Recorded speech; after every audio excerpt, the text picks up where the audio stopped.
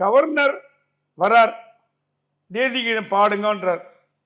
பாட்டு போகலாம், என்ன என்ன வந்துட போகிறது இதில்? தேசிய அவர் பாகிஸ்தான் தேசிய கீதம் கேட்குறாரா, பங்களாதேஷ் தேசிய கீதம் கேட்குறாரா, அமெரிக்கா ஸ்டார் அண்ட் ஸ்ட்ரைப்ஸ் கேட்குறாரா, இந்திய தேசிய கீதம் தானே கேட்குறாரு. இதில் என்ன ஒரு ஈகோன்னு எனக்கு இப்போ வேறு ஏதாவது கவர்னர் வந்து லுங்கி கட்டின்னு வந்தார், மரியாதை இல்லாமல் வந்தாருன்னு பேசுனா அது அது அது வாசம், ஒரு பேச்சுக்கு சொல்கிறேன் உதாரணத்துக்கு. அவர் தேசிய கீதம் வேணும்னு கேட்குறார். இதில் இறங்கி கொடுத்து பண்ணுறதுனால முதலமைச்சருக்கு தான் நல்ல பேர் வரும். பார்ப்பா கவர்னர் எப்படி கேட்டு முதலமைச்சர் பண்ணிட்டார் பார்ப்பா அப்படின்னு. இந்த ஈகோ கிளாஷ், அவர் கேட்கக்கூடாத கேள்வியை கேட்ட மாதிரி தெரியல. ஒரு தேசிய கீதம் பாடுங்கன்னு சொல்றதுல என்ன பிரச்சனை வந்துருப்போ?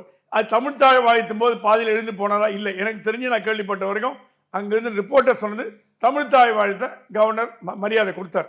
ஸோ கவர்னர் தமிழ் தாய் வாழ்த்தை அவமதித்தார்னு சொல்றது எனக்கு எனக்கு தெரியல, எப்படி எடுத்துப்பாங்கன்னு எனக்கு தெரியல. ஒரு தமிழ் தாய் வாழ்த்தை வச்சுண்டு ஒரு தேசிய கீதத்தை வச்சுண்டு அரசியல் பண்ணுறது ரெண்டு பேருக்குமே சொல்கிறேன். நான் முதல்வரை மட்டும் சொல்ல, ரெண்டு பேருக்குமே சொல்கிறேன், ஒரு அரசியல் முதிர்ச்சியின்மையை காட்டுறது.